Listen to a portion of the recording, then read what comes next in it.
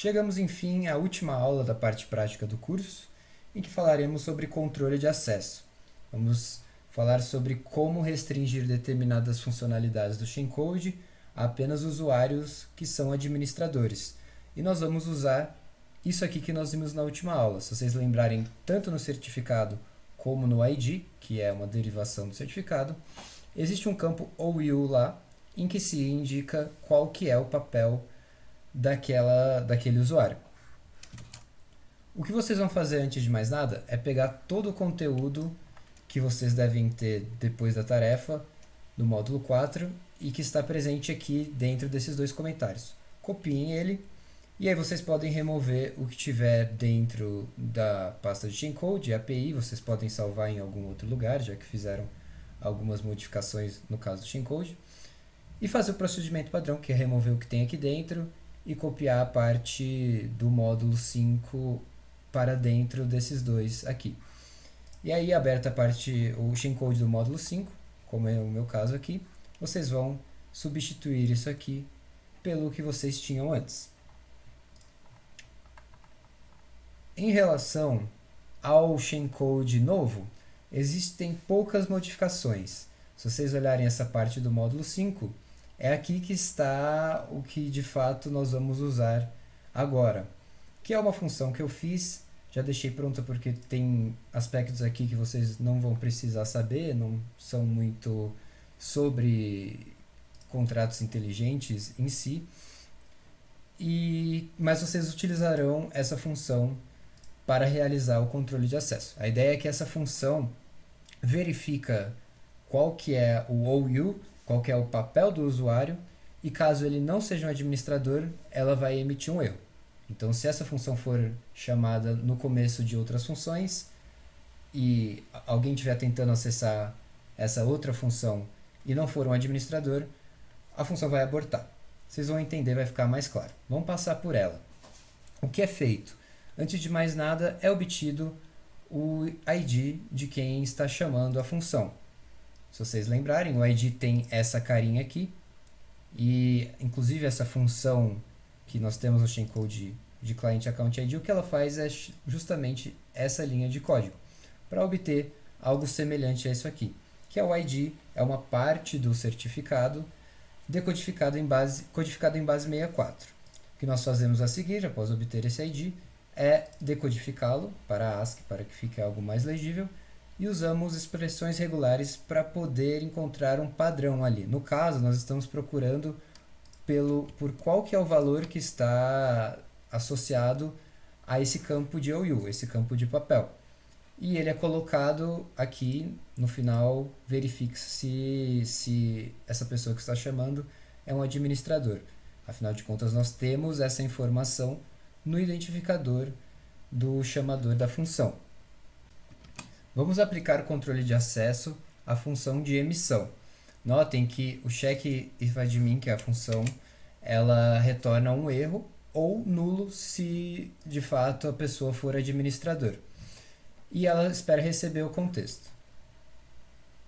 É justamente isso que vamos fazer aqui. Antes de mais nada, vamos verificar se a pessoa, para poder emitir um token, se ela é de fato administradora. checkIfAdmin, manda contexto, recebe uma variável de erro. Se o erro for diferente de nulo, significa que, de fato, a função checkIfAdmin retornou um erro. E nós vamos retornar esse erro terminando a execução da função. Portanto, a parte de emissão, de fato, não será executada. Caso contrário, podemos seguir com a função normalmente. É simplesmente isso. Para fazer o controle de acesso em qualquer função do Shellcode, essa é a regrinha, não tem muito segredo aqui. Isso, de fato, garante que apenas administradores vão poder utilizar essa função. O que a gente faz agora é rodar o init. Afinal de contas, nós fizemos uma mudança no nosso Shellcode. Vamos ter que subir o init e também a API, que vocês já devem ter colocado a API nova aqui. Estou com a rede de pé, a API também. Aproveitei para fazer uns comentários aqui. Se quiserem fazer, também recomendo. Agora, se vocês abrirem a página de registro, vão ver que ela está com uma carinha um pouco diferente, pois agora nós temos isso aqui. É uma flag, um indicador que é enviado para a API e ele passa isso adiante. Ele diz para a autoridade certificadora, cria um certificado aí para mim do tipo administrador. Então, por exemplo, vamos criar o usuário Pedro.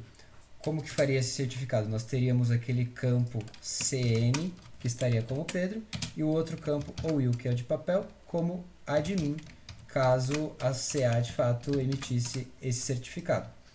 Eu vou fazer essa requisição, e aqui na nossa wallet podemos ver que foi criado. Se vocês abrirem esse certificado, decodificarem, vão ver que esse campo de papel vai estar marcando que eu sou administrador. Agora eu vou tentar emitir um token para mim, token, na quantidade 1. O que vai acontecer aqui? Eu estou pedindo para realizar a função de mint. E antes de mais nada, o que ela chama a função para checar se eu sou administrador. Essa função ela faz o controle de acesso baseado em atributos, ou ABAC.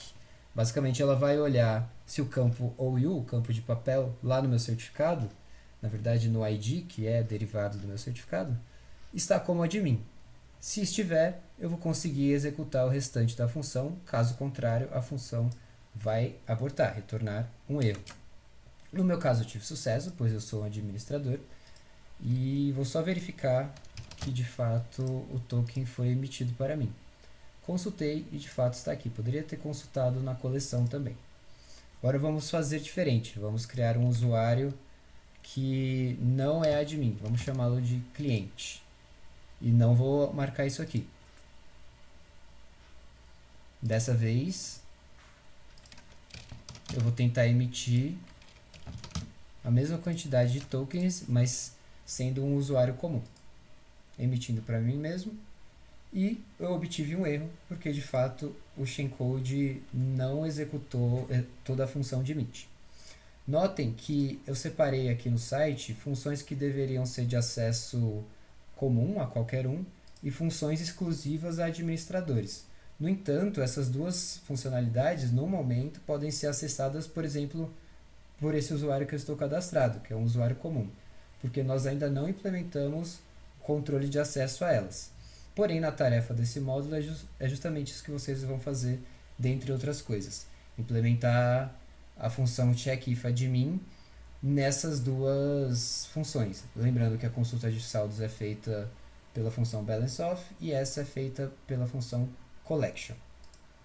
Com isso nós finalizamos as nossas aulas. Eu espero que o material tenha sido bastante proveitoso, vocês possam utilizá-lo em futuros projetos. E eu estarei à disposição, caso precisem de alguma coisa, tiverem alguma dúvida, podem me contatar. Muito obrigado pela atenção.